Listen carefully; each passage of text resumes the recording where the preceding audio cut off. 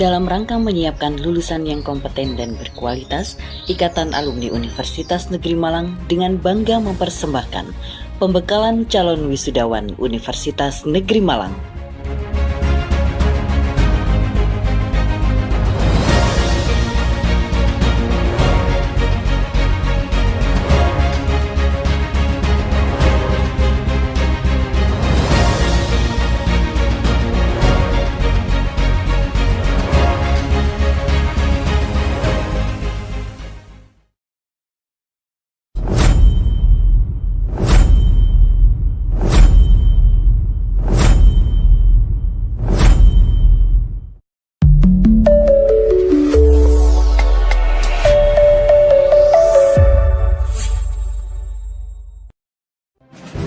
Bapak dan Ibu yang kami hormati, webinar pada hari ini akan segera dimulai.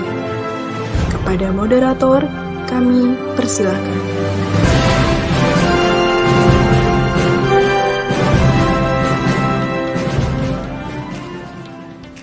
Assalamualaikum warahmatullahi wabarakatuh. Selamat pagi para peserta semuanya. Yang terhormat, Bapak Wakil Rektor 1 Universitas Negeri Malang, Bapak Profesor Dr. Ibrahim Bafadal MPD. Yang terhormat, Bapak Ketua Ikatan Alumni Universitas Negeri Malang. Yang terhormat, Ketua 1 IKUM, Bapak Profesor Dr. Muhammad Ainin MPD. Yang terhormat, Sekjen IK Universitas Negeri Malang, Ibu Dr. Anda Haji Fatmawati.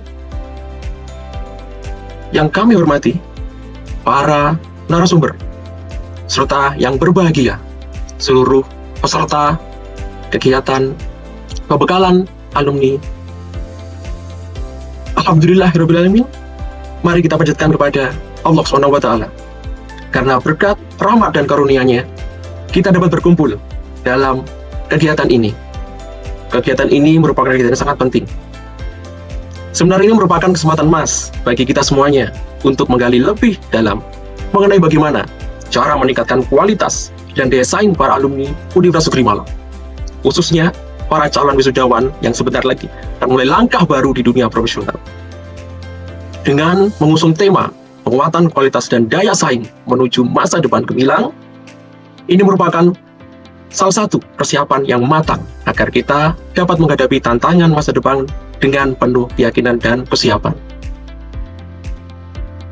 Para peserta yang kami banggakan semuanya, seminar ini juga menjadi wadah untuk memperkuat hubungan antara para alumni dan mamater, serta memberikan wawasan yang berharga bagi kita semua dalam mencapai kesuksesan yang berkelanjutan.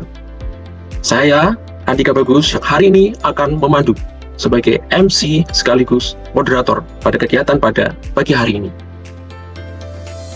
Agar kita semua mendapatkan berkah dan manfaat pada kegiatan pada pagi hari ini, mari sebelumnya bersama-sama kita mengucapkan basmalah. Bismillahirrahmanirrahim. Karena itulah saya kira tema kali ini sangat bagus untuk kita cermati, kita simak, kita perhatikan bersama-sama.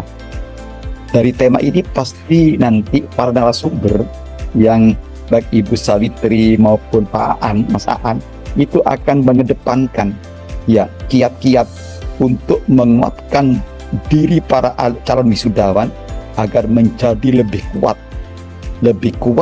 dan lebih memiliki daya saing dalam rangka menuju masa depan yang gemilang.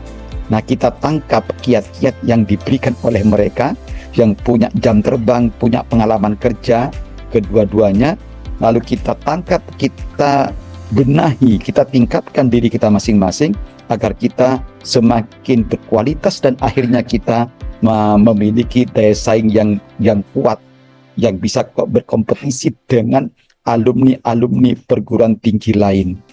Ya, yakinlah kalau saat ini masih kuliah kita memang penuh persaingan juga, tetapi masih banyak dalam konteks pembelajaran, konteks perkuliahan, ya toh? Ya. Tetapi nanti begitu sudah lulus akan terjun ke masyarakat, maka kompetisinya, persaingannya jauh lebih dahsyat. Dan ini tentunya akan menjadi tantangan para calon wisudawan. Tapi tidak perlu khawatir. Yang penting para wisudawan selalu membekali diri untuk meningkatkan kualitas diri kita masing-masing dan meningkatkan daya saing kita. Makanya ada prinsip ya pembelajaran sepanjang hayat. Maknanya adalah belajar terus, tidak terikat dengan waktu-waktu perkuliahan. Ya, hanya dengan belajarlah, hanya dengan menuntut ilmu lah sepanjang hayat, maka para wisudawan ini, calon wisudawan ini akan meningkatkan daya saingnya. Terus belajar, ya terus belajar, insya Allah. Tentu belajarnya ada bermacam-macam versi. Apakah belajar dari buku-buku referensi, ya, buku-buku ilmu pengetahuan teknologi sesuai dengan bidang yang kita tekuni, tapi juga bisa belajar dari pengalaman-pengalaman praktis orang lain. Ya, bahkan juga kalau sudah kita bekerja, juga sekaligus belajar dari pengalaman diri kita masing-masing selama bekerja. Makanya tidak salah kalau IKUM itu setiap menyelenggarakan kegiatan webinar atau setiap kegiatan menyelenggarakan pembekalan ini pasti mengundang praktisi-praktisi. Ya, mengundang praktisi-praktisi. Karena dengan adanya praktisi tersebut itulah kita bisa menimba pengalaman-pengalaman praktis mereka untuk dijadikan bahan refleksi kita, untuk meningkatkan kualitas diri kita, dan sekaligus meningkatkan daya saing kita. Ananda, saudara-saudara peserta pembekalan, selamat mengikuti acara pembekalan kali ini, dan kami tunggu nanti di acara wisuda periode 132. Insya Allah Ananda akan mendapatkan peluang-peluang yang besar untuk menjadi orang-orang yang memiliki masa depan yang gemilang. Inilah yang dapat saya sampaikan dalam acara pembukaan kali ini.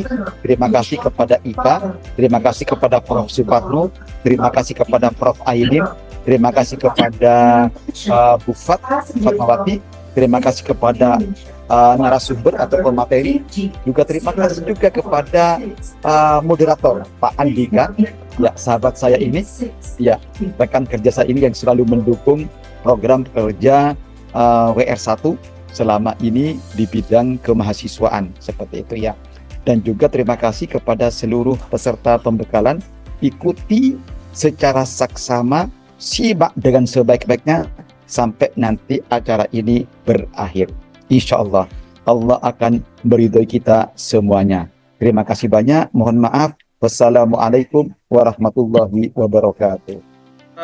Peserta webinar, calon wisudawan yang saya hormati, sebentar lagi saudara peserta webinar akan disudah, dan status saudara bukan lagi sebagai mahasiswa tapi sebagai alumni Universitas Negeri Malang atau UM.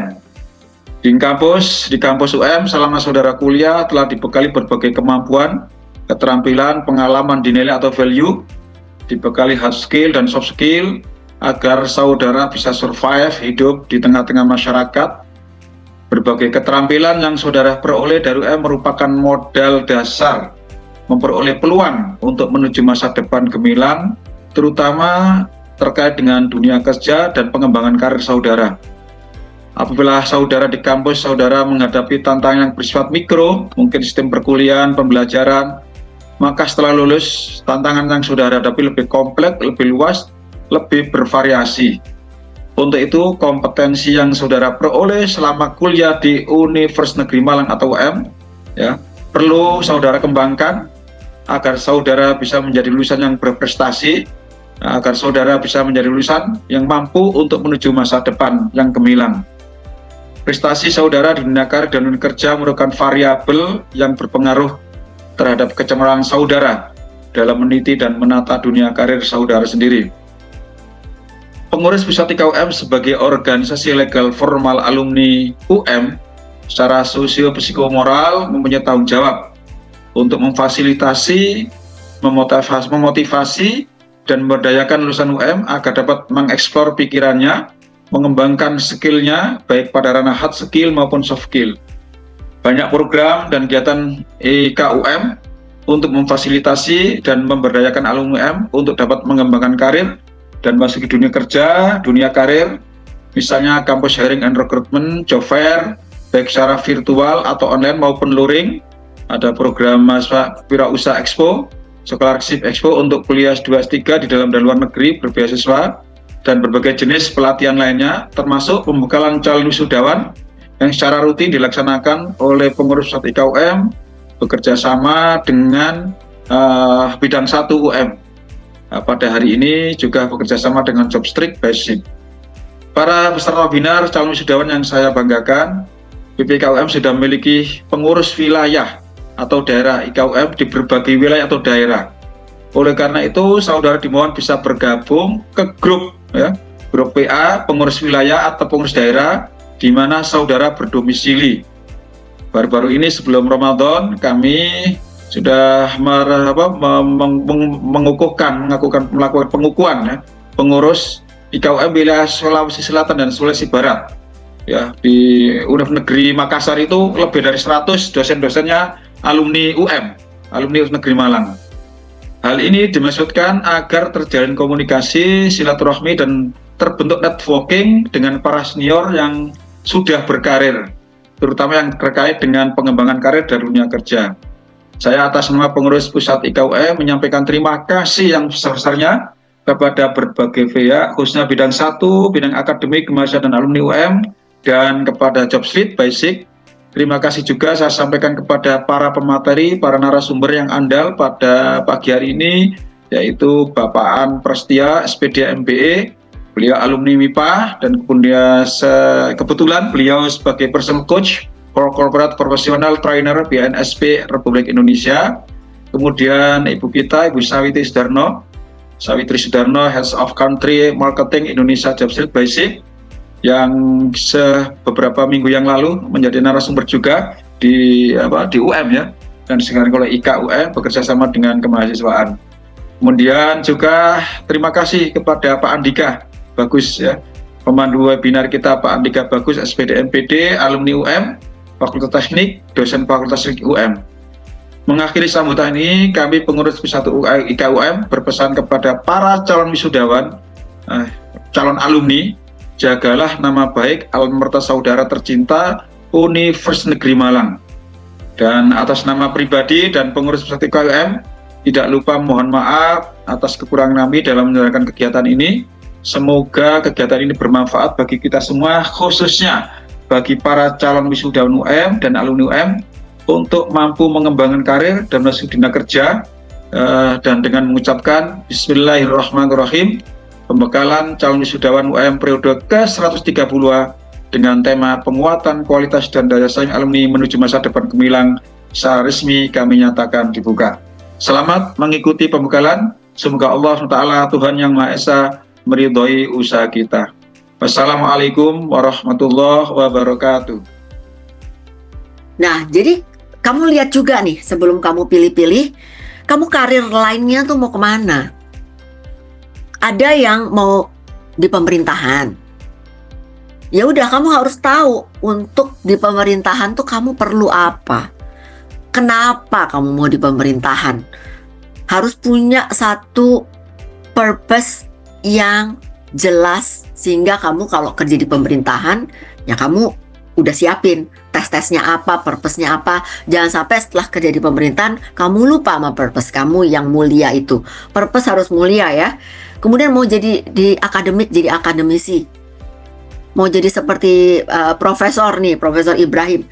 Ya udah, start lah. Dan ingat, abis itu kamu harus punya banyak hal yang perlu dibangun untuk menjadi sukses sebagai akademisi. Harus S2, S3, harus banyak paper-paper yang dipublish. Jadi itu yang harus disiapin. Kemudian kamu kerja di korporat, kayak saya kerja di korporat, atau mau kerja di UKM, nggak ada salahnya ya kerja di UKM. Ya disiapin aja. Korporat juga jenisnya macam-macam, ada yang multinasional, ada yang lokal, ada juga yang sebetulnya medium, ada yang bentuknya startup baru-baru mulai tapi udah mengarah ke arah korporat. Itu ya kamu siapin diri kamu. Kemudian ada yang mau jadi pengusaha. Ya bisa jadi pengusaha. Kamu nggak harus bekerja dengan orang lain. Tapi kalau kamu jadi pengusaha, kamu harus benar-benar siapin diri sendiri. Pertama, siapin modal. Modalnya tuh nggak cuma hanya uang, modal pengetahuan berbisnis, modal pengetahuan market, dan modal pengetahuan yang lain-lain, sehingga pada saat kamu berusaha, dalam setahun usahanya jalan. Dalam setahun mungkin usahanya belum profit, tapi kapan kamu profit kamu juga harus sudah tahu. Dan lain-lainnya, banyak sekali pilihan karir kamu, ya. Oke. Nah, saya mau fokus di dunia korporat. Kenapa? Karena ini mungkin banyak jadi impiannya teman-teman di sini ya, dan ini juga di Jobstreet banyak sekali job-job korporat yang ada. Jadi kita mesti lihat pertimbangan utamanya. Jenis pekerjaannya tuh seperti apa sih? Apakah jenis pekerjaannya kreatif? Jadi seperti saya tadi nih, saya awal-awal kerja di creative agency, gitu kan. Kalau di kreatif tuh jenis pekerjaan di kreatif itu macam-macam. Jadi biarpun di creative agency itu ada banyak bagiannya kan.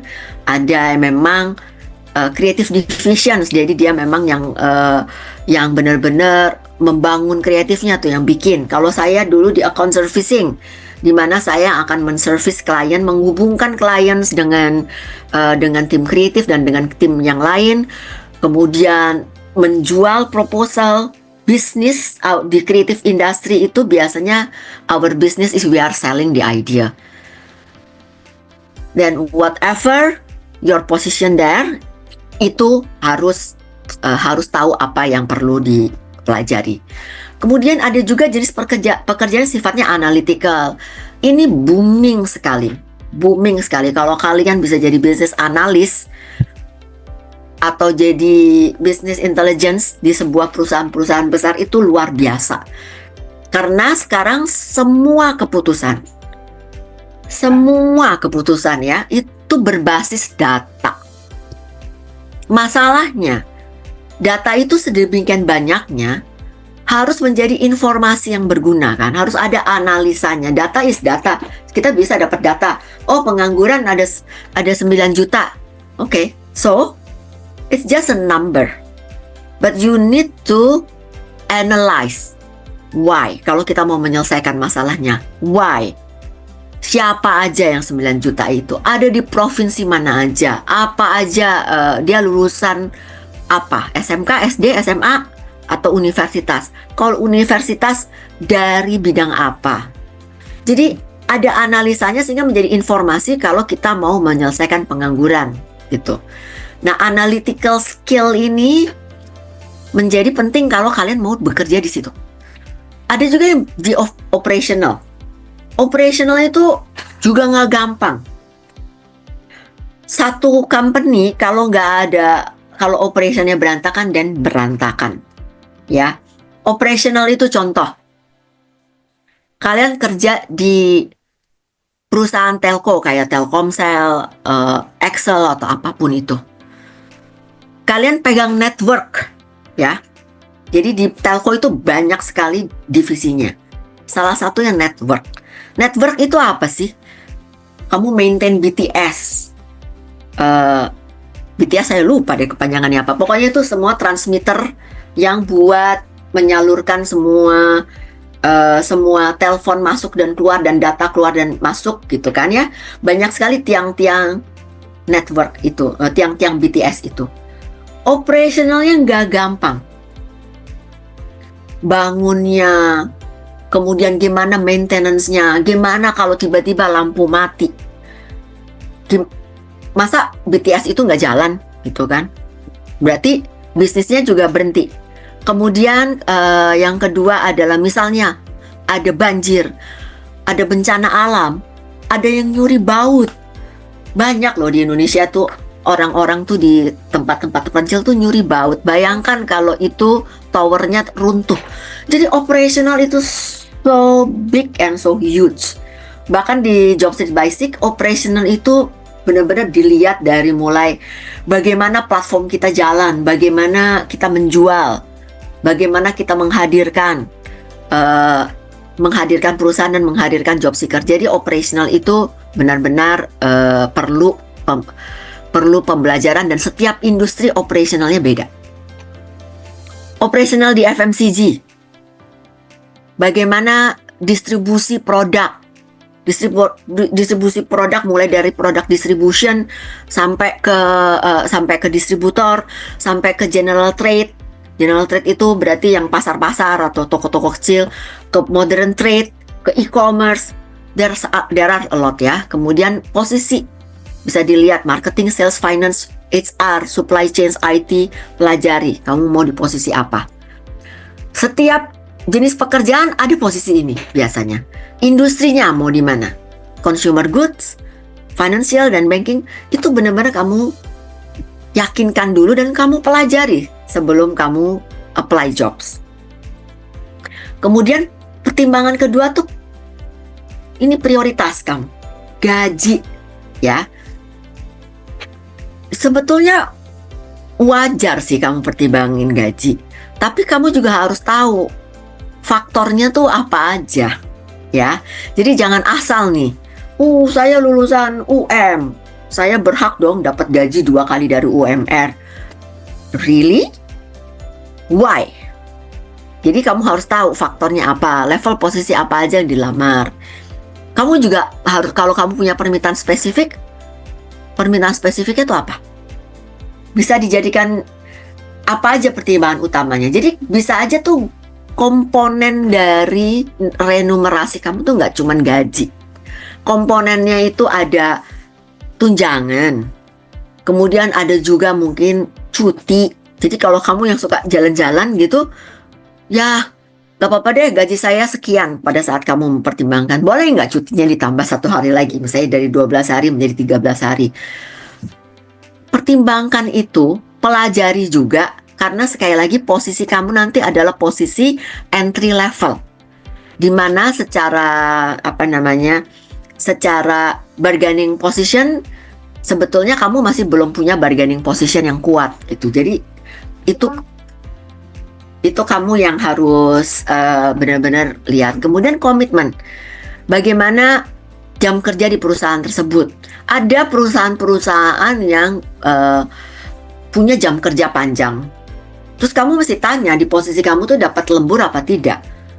Karena dalam peraturan pemerintah, kalau dia di posisi yang sifatnya strategik, jam lembur itu tidak perlu dibayar. Karena itu sudah masuk dalam gaji. Tapi kalau ada posisi-posisi kayak buruh atau posisi-posisi yang sifatnya administratif, ada jam lemburnya. Terus bagaimana hari libur dan akhir pekan? Jadi kamu kerja di service nih, bekerja di hotel, tiba-tiba kamu bete dapat giliran kerja di weekend.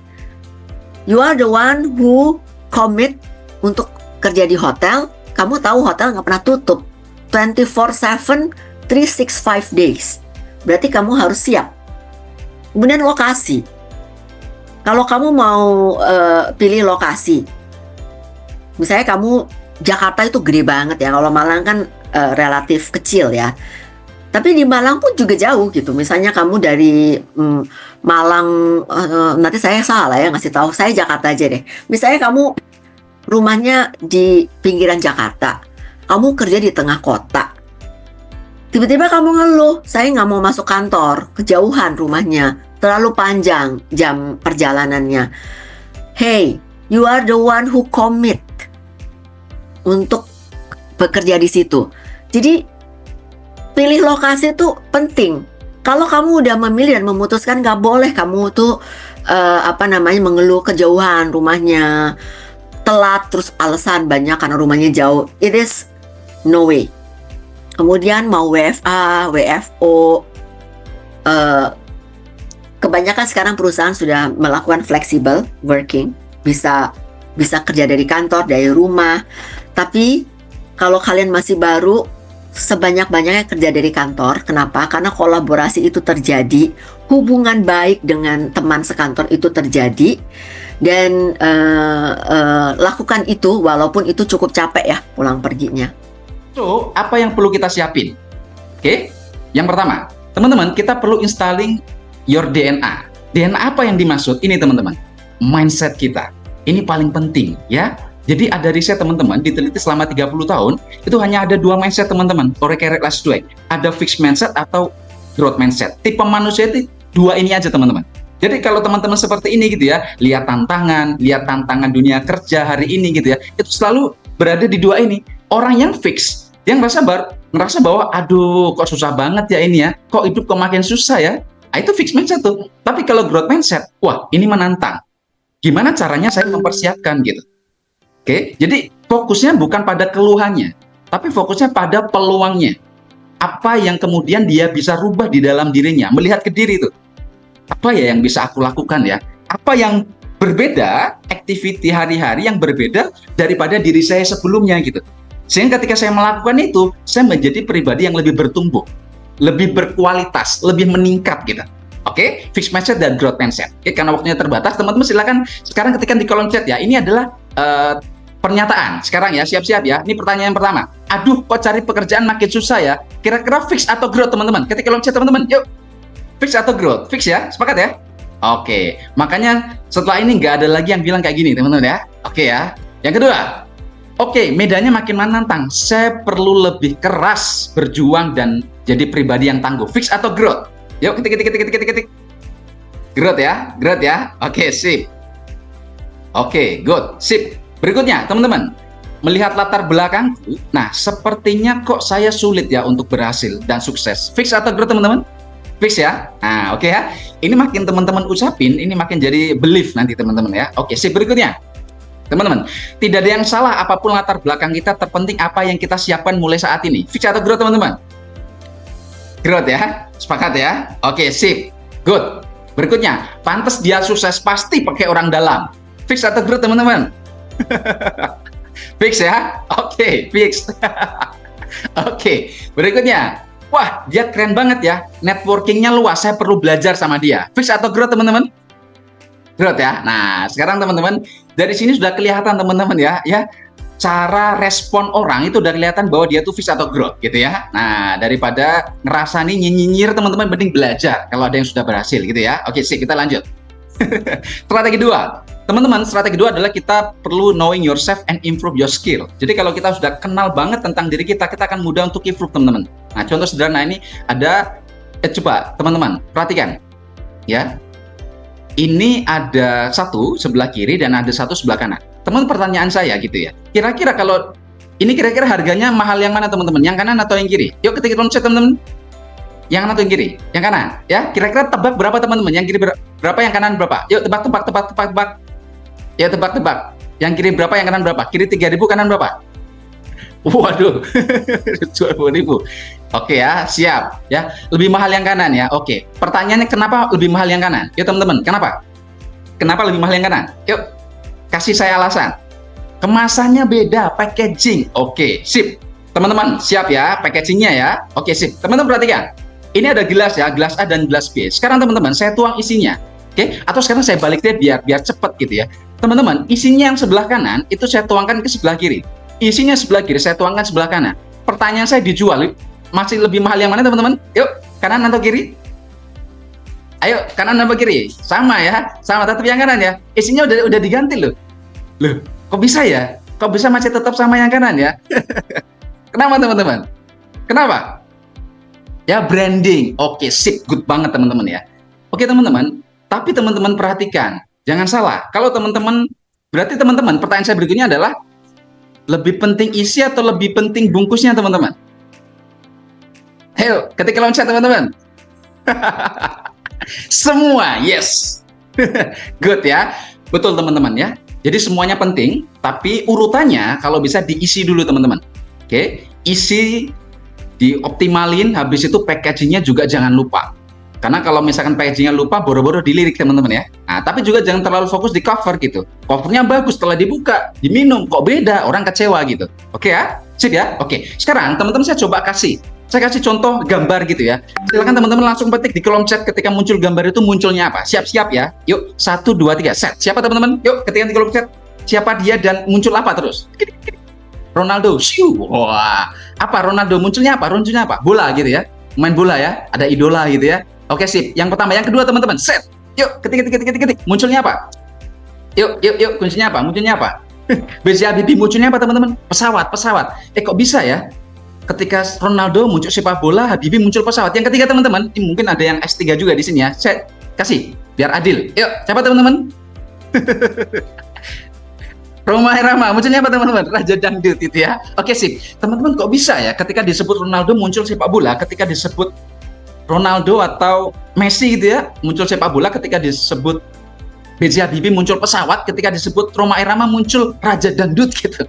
Oke, pertanyaannya teman-teman sekarang, kalau disebut namanya teman-teman, munculnya apa?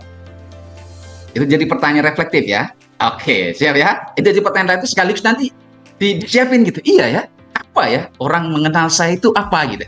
Betul teman-teman. Jadi ini adalah personal branding gitu. Jadi adalah proses aktif dan berkelanjutan untuk membangun dan mempromosikan citra diri yang konsisten dan menarik. Tujuannya adalah mempengaruhi persepsi orang lain tentang diri kita dan melibatkan, ini yang paling penting teman-teman ya, melibatkan pemahaman diri yang mendalam, termasuk nilai-nilai kekuatan dan keunikan yang dimiliki. Oke ya, sip. Yang terakhir teman-teman, ini ada caranya. Johari Windows, kita cepet aja teman-teman ya. Johari Windows ini salah satu tools. Jadi kita tuh dibagi 4 ini teman-teman ya. Jadi ada area yang kita tahu, orang lain tahu gitu ya. Ada area yang hanya kita yang tahu, orang lain nggak tahu. Ada yang orang lain tahu, kita nggak tahu. Ada yang kita nggak tahu, orang lain juga nggak tahu. Hanya Tuhan yang tahu gitu ya. Nah itu setnya teman-teman. Nah teman-teman perhatikan, gimana kalau open window kita itu kecil? Apa yang terjadi? Ini ciri-cirinya teman-teman. Perhatikan. Nah, kita jadi serba tidak pasti, kurang yakin diri, kurang bisa berbagi, serba tidak tahu, kurang fleksibel, pilihan menjadi terbatas. Itu kalau open area itu kecil. Jadi sekarang teman-teman, PR-nya adalah, tugasnya adalah gimana cara membuka open area itu. Kenapa? Karena saat kita membuka peluang pengembangan diri itu teman-teman, itu akan menciptakan banyak sekali kesempatan kolaborasi teman-teman. Ya, contoh sederhana gitu. Kalau misalkan saya sebagai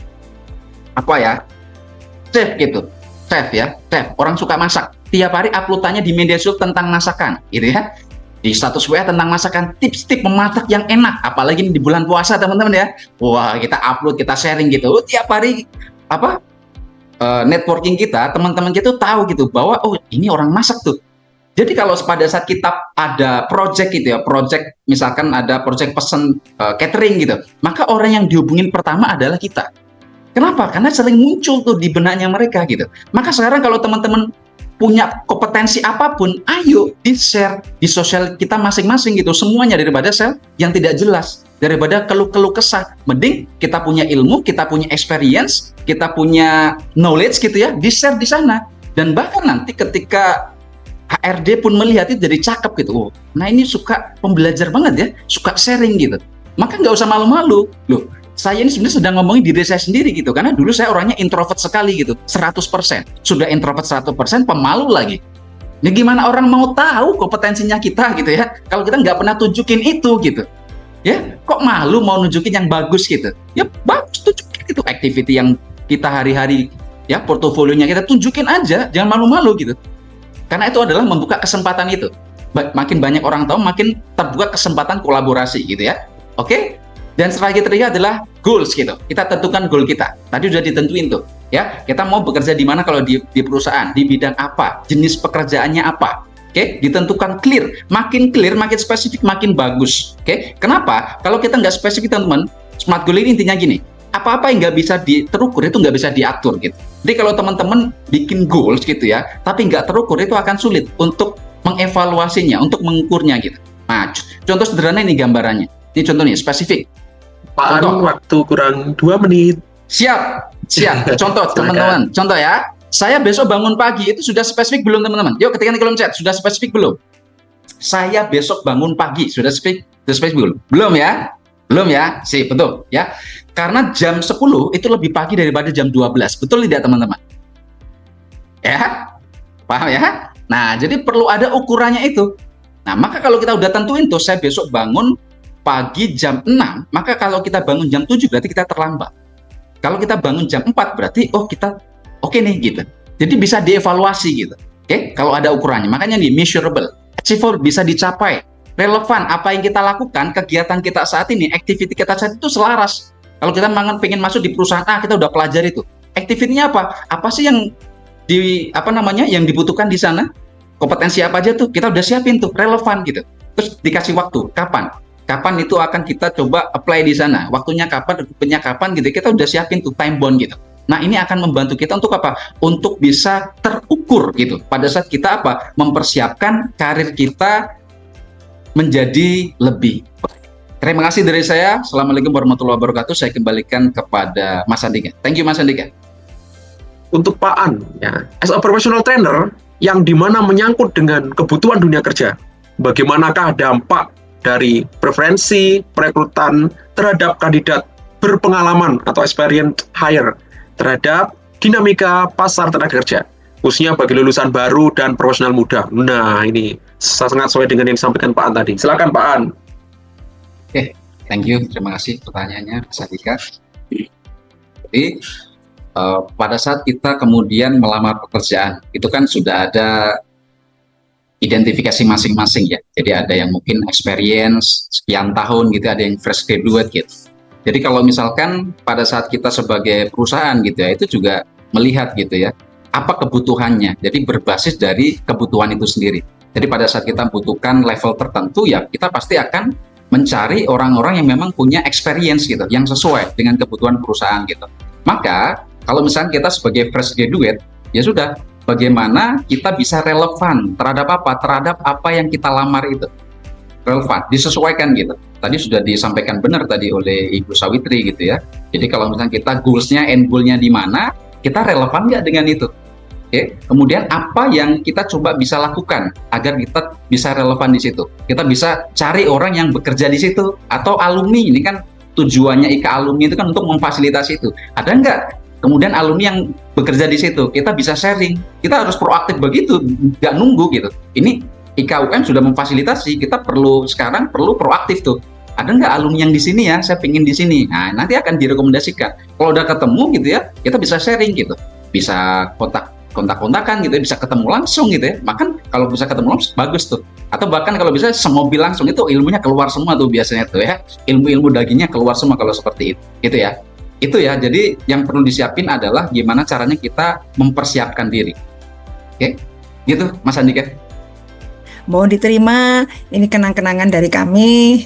Ya, kepada Ibu Sawitri Sudarno sebagai narasumber pada pembekalan calon wisudawan ke-132 pada hari ini.